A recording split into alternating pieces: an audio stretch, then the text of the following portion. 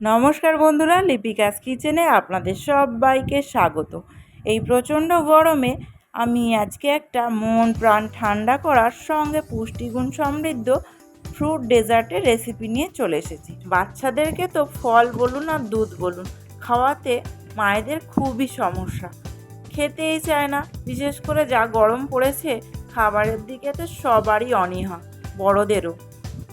এই সময় যদি হাতের সামনে এইরকম একটা লোভনীয় খাবার পাওয়া যায়, বাচ্চারা তো খুব খুশি হবে এবং আনন্দের সঙ্গেই সবটা খেয়ে নেবে, আর বড়রা তো খুশি হবেই। মায়েরাও বাচ্চাদেরকে দুধ আর ফল খাওয়ানোর ঝামেলা থেকে মুক্তি পাবে, আর বাচ্চাদের মধ্যে দুধ আর ফলের পুষ্টিটা সহজেই চলে যাবে। তো শুরু করা যাক। এখানে আমি প্রথমেই কড়াই বসিয়ে দিয়েছি, আর কড়াইটা গরম হয়ে গেলে দিয়ে দিলাম সামান্য জল, কারণ প্রথমেই আমি দুধটা ফুটিয়ে নেব। এখানে আমি 1 লিটার গরুর দুধ নিয়েছি, আপনারা চাইলে যে কোনো দুধই নিতে পারেন। দুধটা প্রথমেই জাল দিয়ে একটু ঘন করে নেব।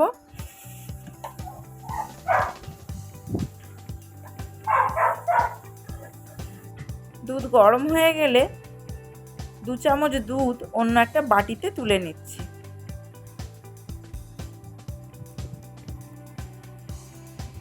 আবারও দুধটা ফুটতে দেব। এদিকে তুলে নেওয়া দুধটা হালকা ঠান্ডা হয়ে গেলে এর মধ্যে 1.5 চামচ পরিমাণ কাস্টার্ড পাউডার দিয়ে দিচ্ছি। দুধের সঙ্গে পাউডারটা খুব ভালোভাবে মিশিয়ে নেব।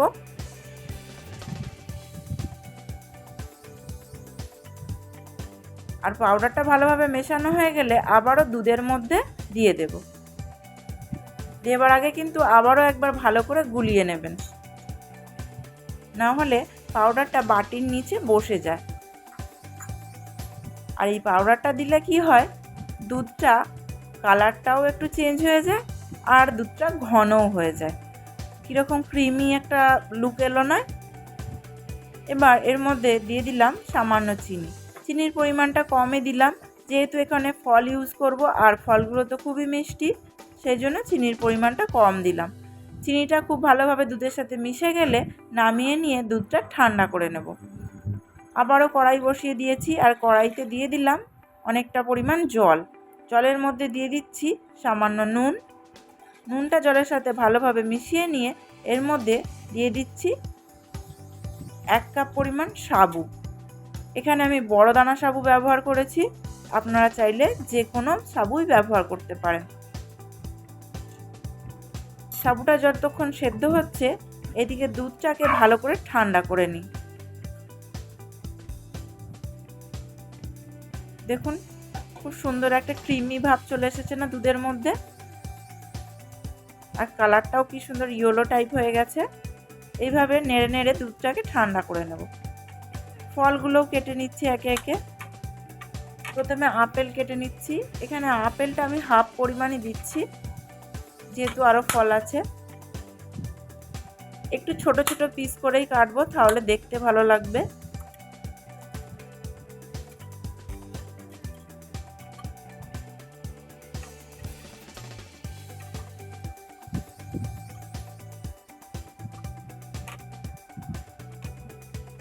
দিয়ে দিচ্ছি একটা কলা,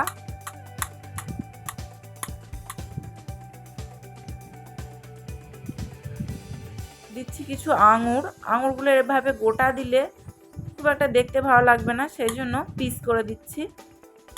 এভাবে ছোট ছোট করে পিস করে দিচ্ছি।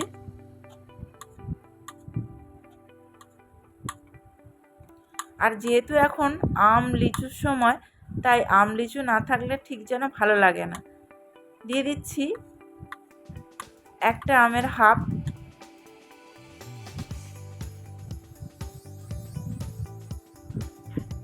আর দিয়ে দিচ্ছি লিচু। লিচু থেকে দানাটা বাদ দিয়ে এইভাবে ছোট ছোট পিস করে দিচ্ছি। আমার কাছে যা যা ফল ছিল আমি সেগুলোই ব্যবহার করছি, আপনাদের কাছেও যা ফল থাকবে সেগুলোই ব্যবহার করতে পারেন। এই ফলগুলোই যে দিতে হবে তার কোনো মানে নেই। সব ফলটা কাটা হয়ে গেছে, ওইদিকে সাবুটাও সেদ্ধ হয়ে গেছে। যেহেতু বড় দানা সাবু সেই জন্য একটু এরকম সাদা সাদা দেখাচ্ছে, কিন্তু সাবুটা সেদ্ধ হয়ে গেছে। এবার একটা ছাঁকনির সাহায্যে সাবুটা ছেঁকে নিচ্ছি। এই সাবুর দানাগুলোই আমাদের কাজে লাগবে। সাবুদানাটা ঠান্ডা জল দিয়ে ধুয়ে নিচ্ছি, যাতে এর গায়ের যে আঠালো ভাবটা সেটা চলে যায়।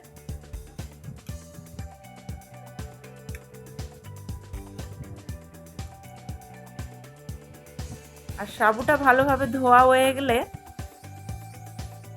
দুধের মধ্যে দিয়ে দিচ্ছি।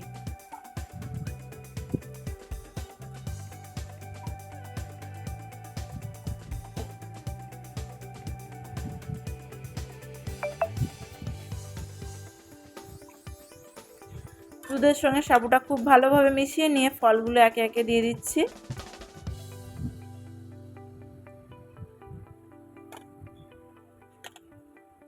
আর সমস্ত ফলগুলো দিয়ে সব কিছু খুব ভালোভাবে মিশিয়ে নিয়ে ফ্রিজে 2 ঘন্টা রেখে দেব।